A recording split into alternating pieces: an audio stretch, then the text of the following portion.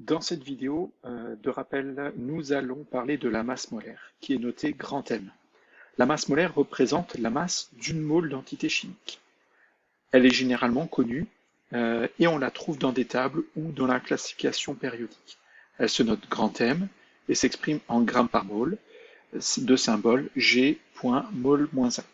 Donc l'unité et la définition normalement sont très claires, c'est-à-dire que c'est la masse d'une mole. Et une mole, ça avait été défini dans les rappels précédents comme finalement un paquet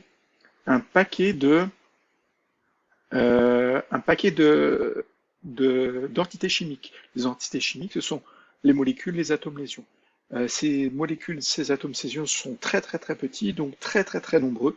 Et pour pouvoir les dénombrer et les utiliser plus facilement dans nos calculs, on les regroupe par paquets.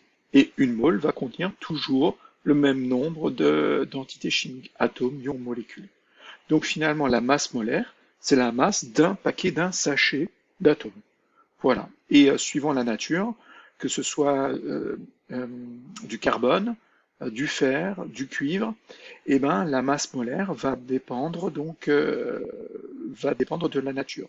Donc la masse molaire du carbone sera par exemple 12 grammes par mole. Ça veut dire qu'une mole de carbone pèsera 12 grammes.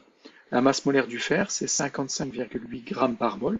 Ça veut dire quoi? Ça veut dire qu'une mole de fer pèse 55,8 grammes.